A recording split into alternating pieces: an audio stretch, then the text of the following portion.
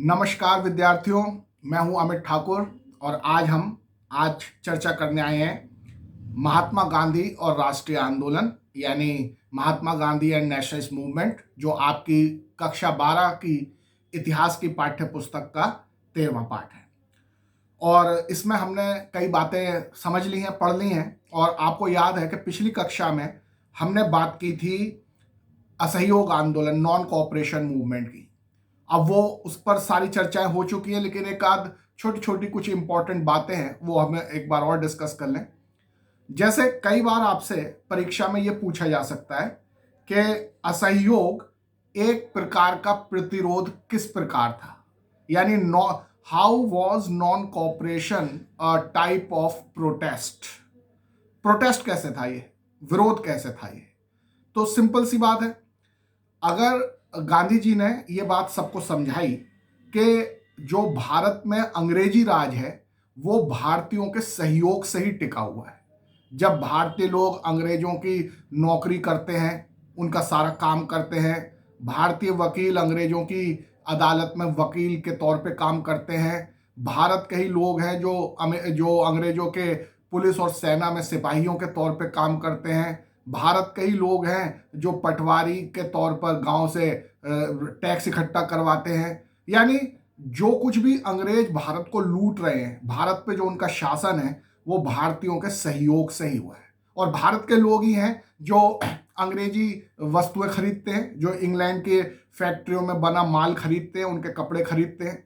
तो भारत के लोग ही सहयोग कर रहे हैं अंग्रेजों का, उनके द्वारा भारत का शोषण करने में, भारत पे राज करने में। अगर भारत के लोग अंग्रेजों के साथ ऐसा सहयोग करना बंद कर दें, यानी वो अंग्रेजों की सरकारी नौकरी करना बंद कर दें, वो जो अंग्रेजी अदालतें हैं वहाँ पर वकील का काम करना बंद कर दें, जो विद्यार्थी हैं वो अंग्रेजों के बनाए गए स्कूल और कॉलेज में जाना बंद कर दें, जो भारतीय सिपाही हैं फौज के या पुलिस के, वो अपनी नौकरी छोड़ दें, वहाँ पर उनके अंग्रेजों के यहाँ नौकरी ना करें, तो फिर अंग्रेज कैसे भारत को गुलाम बनाए रख सकते हैं। और भारतीय लोग जो है वो अंग्रेजों के जो इंग्लैंड में बनी चीज़ें हैं वो खरीदना बंद कर दें, तो अपने आप ही अंग्रेजी राज खत्म हो जाएगा। तो अंग्रेजों से असहयोग करके हम एक तरह से अपना विरोध जता सकते हैं अंग्रेजों के प्रति कि हमें आपका शासन स्वीकार नहीं है, आप चले जाइए। हम उनसे असहयोग करें, यही हमारा प्रतिरोध है, यही हमारा विरोध है। तो इस प्रकार इस प्रश्न का उत्तर आप बड़ी आसानी से दे सकते हैं। एक और बहुत महत्वपूर्ण प्रश्न आता बच्चों, और वो है कि महात्मा गांधी ने राष्ट्रीय आंदोलन के स्वरूप को किस प्रकार बदल दिया, यानी how did Mahatma Gandhi change the nature और फॉर्म ऑफ नेशनल मूवमेंट।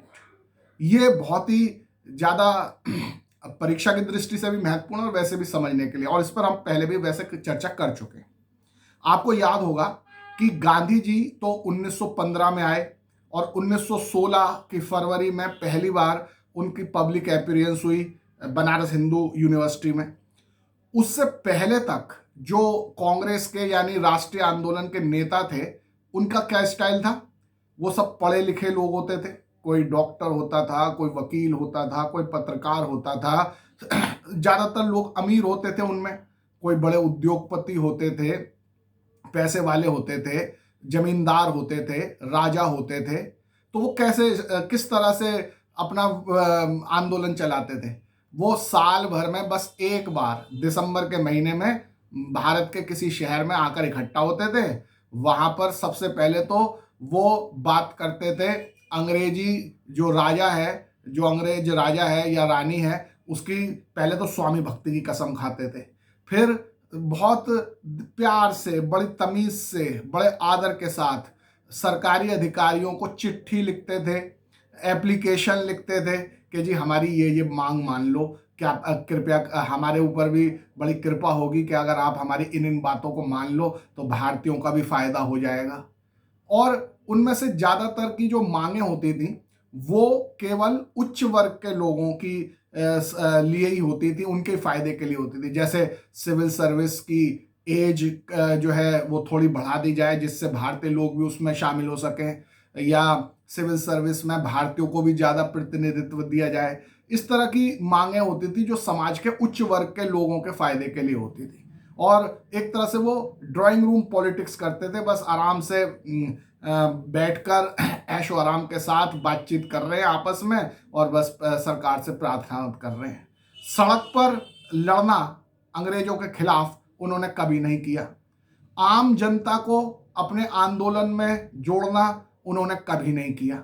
वो आम जनता से सहानुभूति रखते थे, सिंपैथी तो रखते थे, लेकिन वो उनको सिंपैथी का मतलब मैंने आपको पहले भी बताया था कि जैसे एक अमीर व्यक्ति अपने 2 मंजिला हवेली में ऊपर ऐशो आराम के साथ खड़ा है और नीचे जमीन पर गली में एक बहुत ही बेचारा गरीब व्यक्ति भूखा बिना कपड़ों का बीमार जा रहा है, तो वो ऊपर खड़ा अमीर व्यक्ति बस उसको सहानुभूति से, अरे यार बच्चे इस बेचारे के साथ तो बुरा हो रहा है यार, इसका तो इस पे तो हाँ दुख है, बस इस तरह से जो बातें कर देना ये कहलाती है सिंपैथी, सहानुभूति। यानी केवल उसके साथ हम हमदर्दी जता रहे और कुछ नहीं। एक चीज होती है समानुभूति यानी एम्पैथी, यानी उस गरीब व्यक्ति की जगह अपने आप को रख के उसका दर्द महसूस करना, वो एम्पैथी होती है। तो जो गांधी जी से पहले के राष्ट्रीय नेता थे वो केवल गरीबों से, आम जनता से सिंपैथी रखते थे, एम्पैथी नहीं रख पाते थे, और वो उनके जैसे ना बन पाते थे, ना उनको अपने आंदोलन में जोड़ पाते थे। तो गांधी जी के आने से पहले तक ये स्थिति थी। अब गांधी जी ने आए तो उन्होंने इस राष्ट्रीय आंदोलन का स्वरूप कैसे बदल दिया। ये तो उन्होंने आते ही, जब वो सबसे पहला जब वो पब्लिक अपीयरेंस थी उनकी बनारस हिंदू विश्वविद्यालय में, वहां जब उनका पहला बार भाषण हुआ लोगों के सामने, वहीं उन्होंने अपने इरादे जाहिर कर दिए थे। उन्होंने वहीं पर सबको लताड़ लगाई थी, सारे अमीर लोग जो पढ़े लिखे संभ्रांत उच्च वर्ग के लोग बैठे थे, सबको झाड़ लगाई थी कि भाई तुम्हारे यहाँ बैठे रहने से जो है वो स्वतंत्रता या स्वराज थोड़ी मिल जाएगा। इस यहाँ जो भारत का असली व्यक्ति है, आम व्यक्ति, किसान है, मजदूर है, आम घर की महिला है, विद्यार्थी है, वो कहाँ है यहाँ पर? उसको तो तुमने अपने आंदोलन में शामिल ही नहीं किया। तुम तो केवल उच्च वर्ग के लोग मिलकर बैठ गए। ऐसे स्वराज थोड़ी मिलेगा। स्वराज तब मिलेगा जब आप अपने आंदोलन में इन आम लोगों को भी शामिल करो। ये उन्होंने आते ही घोषणा कर दी थी, और इसी दिशा में वो लगातार आगे बढ़ते गए। फिर जब उसके बाद उनको चंपारण सत्याग्रह का मौका मिला, अहमदाबाद में कपड़ा मिल का सत्याग्रह का मौका मिला, और फिर उसके बाद खेड़ा में सत्याग्रह का मौका मिला, उन सब जगहों पर उन्होंने आम लोगों को, किसानों को, मजदूरों को अपने आंदोलन में जोड़ा, उनके साथ मिलकर उन्होंने आंदोलन किया। और वो केवल ड्राइंग रूम में बैठकर केवल एप्लीकेशन लिखने तक सीमित नहीं रहे। सड़कों पर उतर के, हड़ताल करके, आंदोलन करके, जमीन पर उतर के काम किया उन्होंने। इस तरह से उन्होंने राष्ट्रीय आंदोलन का स्वरूप बदलना शुरू कर दिया। और फिर उससे भी, और ये जो तीनों अभी आपने देखे ना, चंपारण है या वो जो है खेड़ा है, अहमदाबाद है, ये सब स्थानीय स्तर के आंदोलन थे। इनकी नेचर केवल लोकल लेवल तक थी। अब जब गांधी जी ने रॉलेट सत्याग्रह के खिलाफ बड़ा आंदोलन किया तो उसमें तो बहुत बड़े व्यापक स्तर पे जनता जुड़ गई और सड़कों पे आंदोलन हुआ, लाठियां चली, गोली चली, जलियांवाला बाग हत्याकांड जैसा जो है बड़ा भीषण नरसंहार हो गया, और आम जनता ने, मजदूरों ने हड़तालें की, सड़क पर आ गए लोग। ये पहली बार हो रहा था। हालांकि उसमें जो 1905 से 7 में स्वदेशी आंदोलन हुआ था तो उसमें भी कुछ ऐसी बातें हुई थी, लेकिन वो अपने प्रभाव में और अपने क्षेत्र में सीमित था। ये जो रॉलेट सत्याग्रह गांधी जी ने किया, ये बहुत बड़े क्षेत्र में और बहुत बड़े जनसंख्या को अपने में समेटने वाला आंदोलन था। तो ये भारत के राष्ट्रीय आंदोलन की एक नई छवि बनकर उभर रही थी गांधी जी के नेतृत्व में। एक नए तरह का आंदोलन वो कर रहे थे। और फिर जब उन्होंने खिलाफत और असहयोग आंदोलन किया 1921 से शुरू, तो बस फिर तो कहने ही क्या, पूरा ही समा ही बदल गया। इतने बड़े पैमाने पर समाज के सभी वर्गों के लोग, उसमें किसान भी थे, आदिवासी भी थे, मजदूर भी थे, आम घरों की महिलाएं भी थीं, हिंदू भी थे, मुसलमान भी थे, उच्च वर्ग के लोग भी थे, उच्च जाति के लोग भी थे, नीची जाति के लोग भी थे। अरे पूरा समाज ही इकट्ठा हो गया। और केवल ऐसे ड्राइंग रूम में बैठकर एप्लीकेशन लिखने तक बात नहीं रही, सड़कों पे उतर आए लोग, विदेशी कपड़ों की होली जलाने लगे, शराब की दुकानों पे जो है धरना देने लगे, विदेशी कपड़ों का बहिष्कार, विदेशी माल का बहिष्कार करने लगे, और जुलूस, हड़ताल, प्रदर्शन, धरना, सड़कों पर आंदोलन पहुंच गया। तो ये पहली बार ऐसा हो रहा था भारत के राष्ट्रीय आंदोलन में कि आम जनता आ गई सड़कों पर आंदोलन के दौरान। तो इसीलिए हम कहते हैं कि महात्मा गांधी ने राष्ट्रीय आंदोलन का पूरा स्वरूप, उसका पूरा कैरेक्टर, उसका पूरा फॉर्म, उसकी पूरी नेचर ही बदल दी। तो ये सब बातें भी हमारे लिए बहुत इंपॉर्टेंट है, तो इसलिए हमने इस पर भी चर्चा कर ली। और अब हम इससे आगे की बात पर आते हैं, और वो है कि गांधी जी एक जन नेता, पीपल्स लीडर के रूप में किस प्रकार उभरे।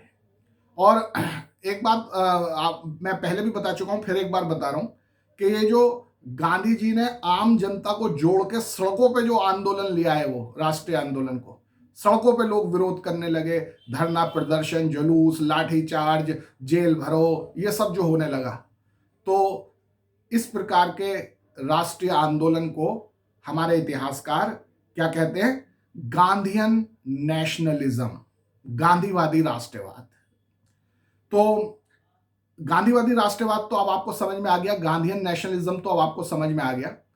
अब सवाल यह है कि ये जो गांधीयन नेशनलिज्म है, जो गांधीवादी राष्ट्रवाद है, वो उसके क्या कारण रहे, यानी ये गांधीवादी राष्ट्रवाद किस तरह से फला फूला, किस तरह से चारों तरफ फैला, किस तरह से प्रसारित हुआ। तो आप इसके बारे में पिछली क्लास में भी हमने 4 कारण बताए थे, उन्हीं कारणों को हमें यहाँ पर एक बार दोबारा से देखना है।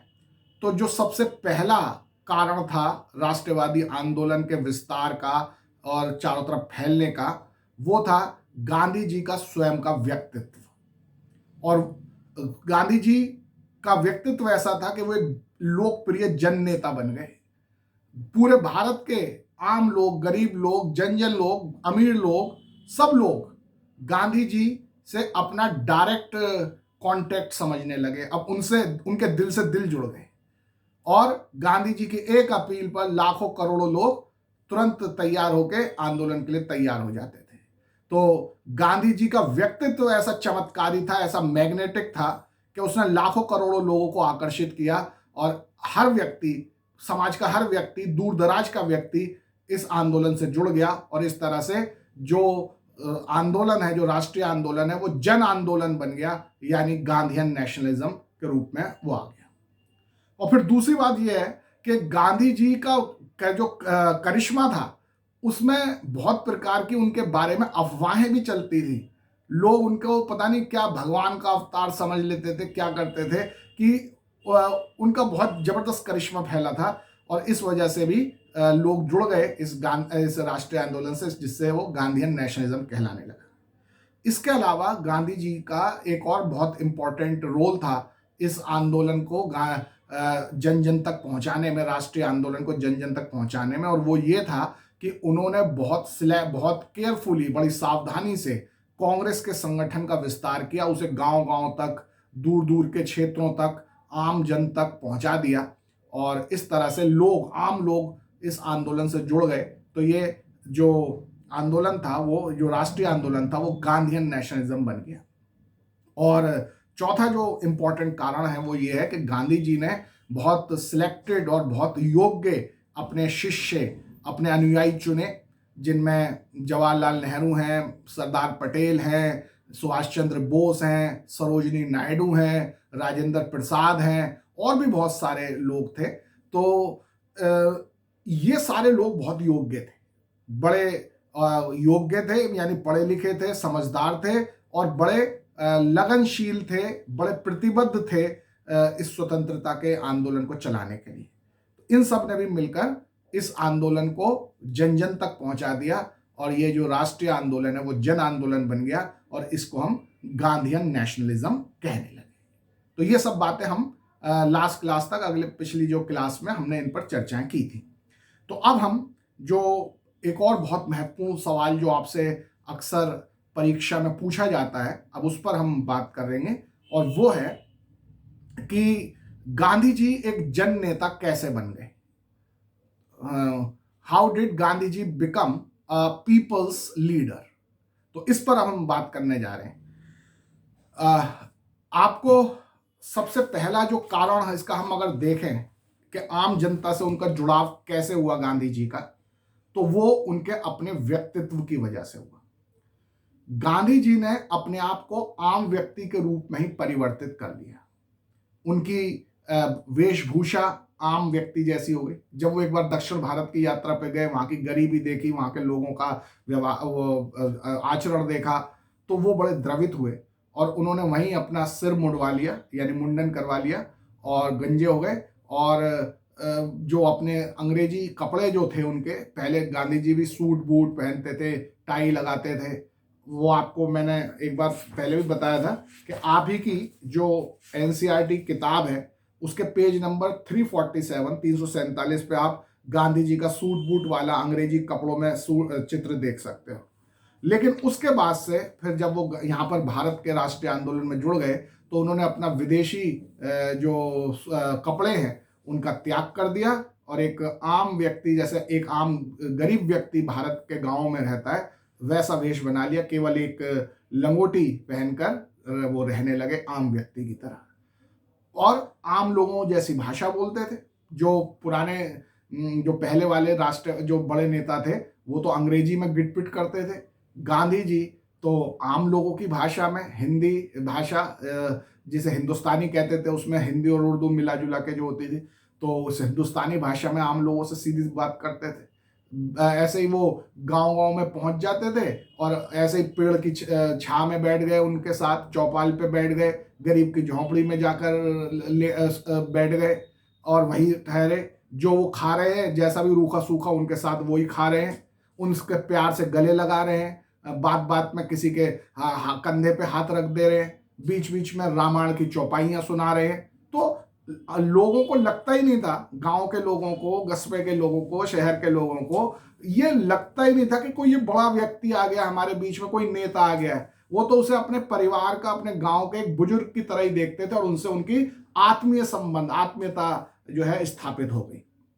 तो इस आत्मीयता की वजह से गांधी जी बहुत ज्यादा लोकप्रिय हो गए और उनके लोकप्रियता का होने का मतलब यह है कि लोग उनकी बात मानने लगे। और गांधी जी को क्या चाहिए, वो गांधी जी कोई अपने फायदे की कुछ बात थोड़ी करते थे, गांधी जी तो देश की ही बात करते थे। तो वो राष्ट्रवाद, जो राष्ट्रीय आंदोलन से लोगों को जोड़ने लगे। वो कहने लगे भाई तुम ये भी सरकार का ऐसे विरोध करो, ये काम करो, वो काम करो। लोग उनके कहने से फटाफट काम करते जाते थे। तो इस तरह से गांधी जी लोकप्रिय नेता, पीपल्स लीडर बन गए और उन्होंने राष्ट्रीय आंदोलन को आम जनता तक पहुंचा दिया। उनकी अपील इतनी जबरदस्त थी कि लोग उनकी बातों को अब स्वतः ही मान लेते थे। बस उनका कहना ही काफी होता था, लोग तुरंत मान लेते थे। तो इसलिए राष्ट्रीय आंदोलन जनता के आंदोलन में, जन आंदोलन में तब्दील होता चला गया और इसी को इसी को गांधीयन नेशनलिज्म कहते हैं। तो अब हम देखते हैं कि जो आपकी किताब है पेज नंबर 352 और 353 इस पर, और 354 पर भी है, इस पर इस प्रश्न का उत्तर आपको मिलेगा और आपको देखना है ये इसके बारे में कि आखिर गांधी जी ने ऐसा क्या क्या काम किए जिसकी वजह से वो लोगों में इतने लोकप्रिय हो गए, जिससे उन्हें जन नेता, पीपल्स लीडर कहा जाने लगा। तो हम देखते हैं कि हजारों की संख्या में किसानों, श्रमिकों और कारीगरों ने भी आंदोलन में, यानी राष्ट्रीय आंदोलन में भाग लेना शुरू कर दिया। इनमें से कई लोग जो थे वो गांधी जी के प्रति आदर व्यक्त करते हुए उन्हें अपना महात्मा कहने लगे। वो इतने लोकप्रिय हो गए, इतने ऐसे साधु सन्यासी की तरह आम जीवन, त्याग का जीवन जीते थे, लोग उन्हें महात्मा कहने लगे। उन्होंने इस बात की प्रशंसा की कि गांधी जी उन्हीं की तरह के वस्त्र पहनते थे, उन्हीं की तरह रहते थे और उन्हीं की भाषा में बात करते थे।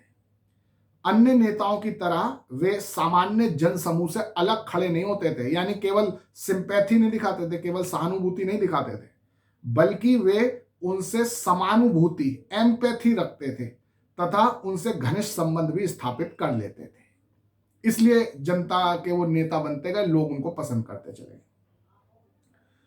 सामान्य जन के साथ इस तरह की पहचान उनके वस्त्रों में विशेष रूप से परिलक्षित होती है, यानी आम व्यक्ति से उन्होंने अपने आप को आइडेंटिफाई कर लिया, अपने आप को जोड़ लिया और उसी के जैसे वस्त्र पहनने लगे। ये खास बात है। जहां अन्य राष्ट्रवादी नेता पश्चिमी शैली के सूट अथवा भारतीय बंद गला जैसे औपचारिक वस्त्र पहनते थे, वहीं गांधी जी लोगों के बीच एक साधारण धोती में जाते थे। इस बीच प्रत्येक दिन का कुछ हिस्सा वे चरखा चलाने में भी बिताते थे। चरखा चलाकर भी वो आम जनता से जुड़ गए, क्योंकि पहले ऐसा माना जाता था कि जो समाज का उच्च वर्ग के लोग हैं वो हाथ के काम नहीं करते, वो शारीरिक काम नहीं करते, शारीरिक मेहनत नहीं करते, केवल बौद्धिक काम करते हैं। और जो आम लोग हैं, गरीब लोग हैं, निम्न जाति के लोग हैं, वही शारीरिक काम करते हैं, शारीरिक मेहनत का काम करते हैं। लेकिन गांधी जी ने इस अंतर को तोड़ डाला। वे प्रतिदिन स्वयं अपने हाथों से चरखा चला के, खुद श्रम करके अपने लिए रोजी रोटी का इंतजाम करते थे, खुद कपड़े बनाते थे, उन्हें बेचते थे और इस तरह से जो पैसे मिलते थे उससे अपनी जीविका चलाते थे। आजकल के नेताओं की तरह नहीं कि कोई काम नहीं करते, बस ये हम नेता हैं, नेतागिरी करते हैं, उसी से पता नहीं कितना पैसा कमा लेते हैं। गांधी जी की यही तो सबसे बड़ी विशेषता है कि वो नेता भी हैं, जनता का नेतृत्व भी कर रहे हैं, देश का काम भी कर रहे हैं, लेकिन अपना रोटी खुद कमाते हैं, खुद अपने हाथ से मेहनत करके। ये बात लोगों को बहुत अच्छी लगी और वो उनको महात्मा कहने लगे, उनका बहुत आदर करने लगे, उनके साथ जुड़ गए और इसीलिए वो एक पीपल्स लीडर कहलाने लगे, जन नेता कहलाने लगे। तो वो चरखा चलाते ही थे और अन्य नेता जो थे उनके साथ ही उनको भी प्रोत्साहित करते थे, भाई तुम भी चरखा चलाया करो। सूत कताई के कार्य ने गांधी जी को पारंपरिक जाति व्यवस्था में प्रचलित मानसिक श्रम और शारीरिक श्रम की दीवार तोड़ने में मदद की। तो वो समाज का एकीकरण करने में सफल हुए इस चरखे को चला के। जैसे मैंने बताया कि निम्न जाति के लोग शारीरिक मेहनत का काम, चरखा चलाने का काम करते हैं, उच्च जाति के लोग कोई शारीरिक काम नहीं करते, केवल बौद्धिक काम करते हैं। इस तरह से हिंदू समाज भारतीय समाज बटा हुआ था। उन्होंने कहा नहीं, ऐसा कुछ नहीं है, सबको अपने हाथ से मेहनत से काम करना चाहिए, चाहे ऊंची जाति का चाहे नीची जाति का, सबको अपनी मेहनत करनी चाहिए। इस तरह से उन्होंने इस जाति व्यवस्था को तोड़ने का काम किया कि बड़े लोग, जिसको हम बड़ा जाति कहते हैं, वो भी शारीरिक काम करेंगे और जिन्हें हम छोटी जाति कहते हैं वो भी मानसिक काम करेंगे और सब एक बन जाएंगे। इतिहासकार शाहिद अमीन है एक, उन्होंने गांधी जी का जनता के मन पर, जनता के हृदय पर गांधी जी की क्या छवि बनी थी, लोग गांधी जी से कितने अभिभूत थे, कितने मंत्रमुग्ध थे, कितने फैसिनेटेड थे, इस बात को दिखाने के लिए उन्होंने एक बहुत अच्छी किताब लिखी है और उस किताब का नाम है गांधी जी एज महात्मा। तो उसमें उन्होंने बताया है कि आम जनता गांधी जी को देवता मानती थी, भगवान मानती, भगवान का दूत मानती थी। बहुत ज्यादा प्रभावित थे लोग गांधी जी से और उनके बारे में तरह तरह की अफवाहें भी चलती थी कि वो इतने कोई देवदूत हैं और कोई उनके खिलाफ अगर कुछ कहेगा तो उसका नुकसान हो जाएगा, ऐसी ऐसी अफवाहें भी चलती थी। उनके बारे में अभी हम पढ़ेंगे। तो खैर, एक बात कि गांधी जी कितने लोकप्रिय थे, आम जनता उन्हें कितनी चाहती थी, इसके बारे में गोरखपुर के एक हिंदी समाचार पत्र में एक रिपोर्ट छपी है। जब गांधी जी गोरखपुर की तरफ गए थे तो वहां पर वो ट्रेन से यात्रा करते थे, साधारण 3rd क्लास का जो रेलवे डिब्बा होता था आम, जिसमें आम लोग चलते थे, तो गांधी जी भी उसी में थे, हो जाते थे। तो जहां जहां ट्रेन रुकती थी, जिस जिस स्टेशन पे, वहां चाहे वो जंगल में भी स्टेशन क्यों ना हो, हजारों हजारों 10-10 हजार से ज्यादा आदमी, 15-15 हजार आदमी इकट्ठा होके उनके दर्शन करने, उनकी भाषण सुनने, उनकी बात सुनने आते थे। और लोग देश के काम के लिए आगे बढ़कर खुद दान देते थे। गांधी जी कहा अच्छा भाई चलो अब यहां मत दो, वो गोरखपुर में दे देना। लेकिन किसी ने बहनी यानी कि दान दिया, एक मारवाड़ी सज्जन ने, तो बस फिर तो लाइन लग गई और गांधी जी को एक चादर बिछानी पड़ी और उस चादर में लोगों ने अपने पैसे, गहने, जो जो देश के काम के लिए वो देना चाहते थे, दे सकते थे, सबने दिए। तो इतना जबरदस्त गांधी जी का प्रभाव था, इसलिए वो जन नेता बन गए थे। अब बात करते हैं उनके बारे में जो अफवाहें चल रही थी। ऐसा लोग कहते थे कि मतलब ऐसी अफवाहें थी लोगों में कि गांधी जी के पास बहुत सारी चमत्कारिक शक्तियां, मैजिकल पावर्स हैं। कोई कहता कि उन्हें राजा द्वारा किसानों की दुख तकलीफों में सुधार के लिए भेजा गया है और उनके पास सभी स्थानीय अधिकारियों के निर्देशों को अस्वीकृत करने की शक्ति है। तो कुछ अन्य स्थानों पर यह दावा किया गया कि गांधी जी की शक्ति अंग्रेज बादशाह से उत्कृष्ट है, यानी वो अंग्रेज बादशाह से भी उनकी शक्ति ज्यादा है। और यह कि उनके आने से औपनिवेशिक शासक यानी अंग्रेज शासक जिले से भाग जाएंगे। इस तरह की लोगों के मन में धारणाएं थी गांधी जी के बारे में, इसलिए वो गांधी जी से इतना जुड़े हुए थे और गांधी जी जनप्रिय नेता, लोकप्रिय नेता और पीपल्स लीडर बन गए थे। गांधी जी का विरोध करने वालों के लिए भयंकर परिणाम की बताती कहानियां भी थी। यह भी कहा गया कि कोई गांधी जी का विरोध करेगा तो उसको भगवान सजा देगा, यह भी पता, ये ऐसी भी अफवाहें चल रही थी। इस तरह की अफवाहें फैली कि गांधी जी की आलोचना करने वाले गांव के लोगों के घर रहस्यात्मक रूप से गिर गए अथवा उनकी फसल चौपट हो गई। तो जो भी गांधी जी की बुराई करेगा उसका घर गिर जाएगा या उसकी फसल नष्ट हो जाएगी, ऐसी ऐसी अफवाहें चल रही थी। आम भारतीय ना बड़े भोले होते हैं और चमत्कारों में बहुत विश्वास करते हैं। तो वो जिसकी प्रशंसा करते हैं, जिससे प्यार करते हैं, जिसको बड़ा दिखाना चाहते हैं, तो उसके साथ वो तरह तरह के चमत्कार भी जोड़ देते हैं। अरे वो इसमें तो इतनी शक्ति आ रही है तो ऐसा कर देता है, अरे इनके खिलाफ कुछ तुम गलत बोलोगे तो ये तो ऐसा हो जाएगा। तो ये भारतीयों का प्यार है, ये भारतीय एक सिंपल भारतीय नेचर है। लोग उन्हें प्यार से और आदर से गांधी बाबा कहते थे, या कोई कहता था गांधी महाराज, या केवल महात्मा कहते थे। तो अलग अलग नाम से गांधी जी को प्यार से, सम्मान से बुलाया जाता था। और गांधी जी भारतीय किसान के लिए एक उद्धारक के समान थे, यानी वो उसका उद्धार करने आए हैं, किसानों का, उनका भला करने आए हैं। जो उनको ऊंची करों और दमनात्मक अधिकारियों से सुरक्षा करने वाले हैं और उनके जीवन में मान मर्यादा और स्वायत्ता वापस लाने वाले। तो आम किसान उनको क्यों भगवान मानते थे कि भाई ये हमारी क्या क्या करेंगे सहायता, एक तो ऊंचे ऊंचे जो टैक्स लगा रही सरकार उससे हमारी रक्षा करेंगे, वो कम करा देंगे, और अंग्रेज अधिकारी हम पे जो अत्याचार करते हैं, दमन करते हैं, उससे हमारी रक्षा कर देंगे, और हमारे जीवन में मान मर्यादा, हमारी तो कोई इज्जत ही नहीं है, ना सरकार ना अमीर व्यक्ति कोई हमारी इज्जत नहीं मानता। गांधी जी हमारे को मान मर्यादा, इज्जत दिलवाएंगे और हमारे स्वायत्ता यानी स्वतंत्रता दिलवाएंगे। तो इस वजह से आम किसान उनके भक्त हो गए थे। गरीबों विशेषकर किसानों के बीच गांधी जी की अपील को उनकी सात्विक जीवन शैली और उनके द्वारा धोती तथा चरखा जैसे प्रतीकों के विवेकपूर्ण प्रयोग से बहुत बल मिला। तो आम लोग गांधी जी से इतना प्रेम क्यों करते थे, उनका इतना सम्मान क्यों करते थे? क्योंकि वो एक तपस्वी, एक साधु, एक सन्यासी की तरह उनकी सात्विक जीवन शैली थी और बिल्कुल सिंपल चीजें जो आम जनता से जुड़ी हैं, धोती पहनते थे, चरखा चलाते थे, इन सब से आम लोग गांधी जी के साथ जुड़ते चले गए।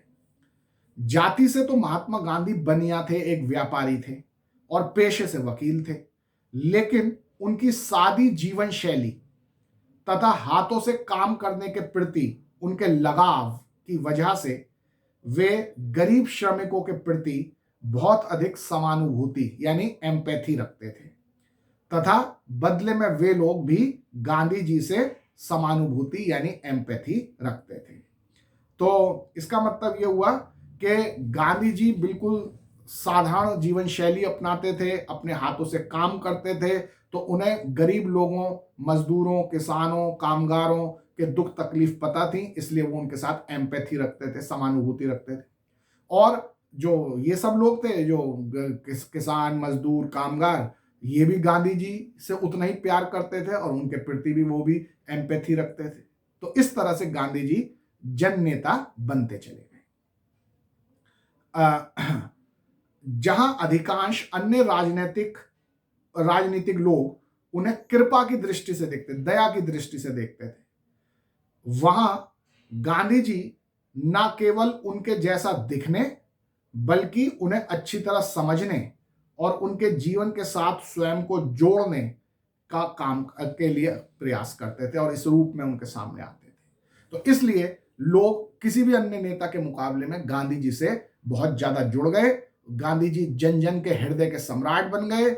जनता उनको बहुत पूजने लगी, उनका सम्मान करने लगी, उनका प्रेम करने लगी और इसलिए गांधी जी एक जन नेता, पीपल्स लीडर बन गए।